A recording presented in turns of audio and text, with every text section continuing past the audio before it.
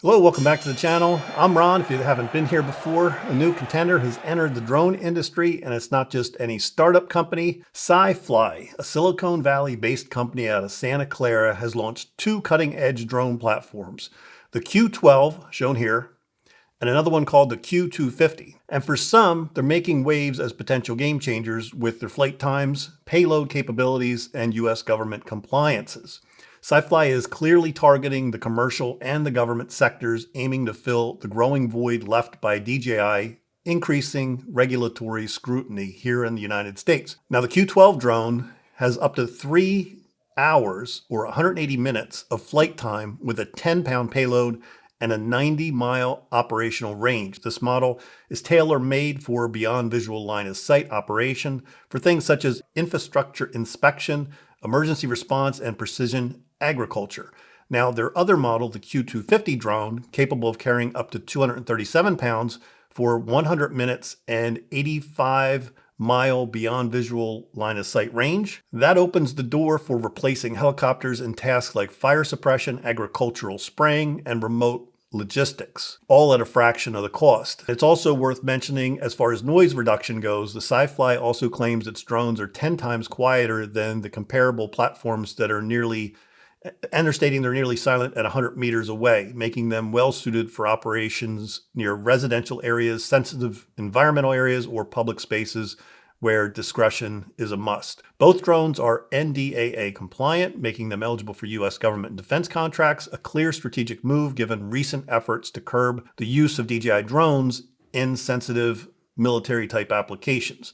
Now, while these specs are groundbreaking, it's important to recognize the current regulatory landscape. For recreational pilots and even many certified commercial operators under Part 107, drones like the Q12 and the Q250 still raise a number of challenges. First, which I'll mention, is beyond visual line of sight. Flights remain heavily restricted under the current FAA rulings here in the US. Only operators with specific FAA waivers or under specific pilot programs can even fly beyond visual line of sight legally. So while SiFly drones are capable, most users can't legally take advantage of their extended ranges. The 5G connectivity and cloud-based AI systems might sound appealing, but again, regulatory compliance comes into play. The FAA hasn't fully addressed how persistent network-based drones fits within the national airspace system, especially for recreational and small-scale commercial uses.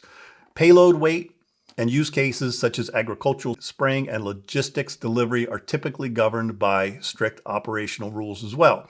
Even under Part 107, carrying heavy payloads or operating in complex environments requires very specific approvals and exemptions from the FAA. SiFly is clearly aiming high, and for a good reason. Their drones promise to fill crucial gaps for the enterprise and the public sector missions, especially as the US agencies look to reduce reliance on foreign-made drones and UAVs. However, for the average drone pilot or small business operator, it's essential to understand that capabilities does not equal legality. Just because a drone can fly 90 miles or operate beyond visual line of sight or carry a 237-pound payload doesn't mean you're legally allowed to do so. The FAA places very strict limits on how and where drones can operate, especially for recreational users and most Part 107 pilots. Operations like beyond visual line of sight, heavy lift transport, or network-based control typically require very specific and special waivers from the FAA, certifications, or participation in some sort of special pilot program. So without those authorizations, using these advanced features could result, again, in regulatory violations, fines, or even legal action. Just things to be aware of with these particular drones. So while SiFly drones push technological boundaries, users must stay grounded in the reality of the current aviation laws and regulations. With that said, drones like the Q12 and the Q250 may be more aspirational than practical for the masses, folks like you and I, probably people watching this particular video. And despite rising competition and political scrutiny, DJI remains the global leader in the drone industry, largely because of its strong focus on the consumer and the prosumer markets. So as most of you who are watching this are probably aware, DJI offers a wide range of affordable, user-friendly drones like the Mini and the Air series, which cater to hobbyists, photographers, and small business owners, all while maintaining reliability, ease of use, and FAA compliance right out of the box. So in contrast, companies like SiFly are developing powerful enterprise-grade platforms aimed at large-scale industrial or government use. While these innovations are impressive, they currently serve a very narrow segment of high-end commercial users and do little to address the broader consumer market that DJI continues to really dominate. So although it's nice to see American manufacturers bring new drones and tech to the market, it's still not putting DJI out of business anytime soon. Let's be realistic. DJI still dominates and rules the consumer drone market, and I don't see that changing anytime soon, even with this tariff war going on right now.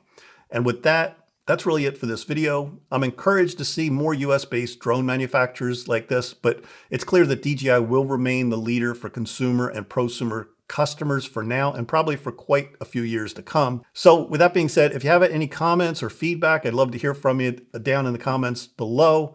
Just a quick little update on another US-based drone manufacturer that's out there. That's it. We'll see you guys in the next one. Take care.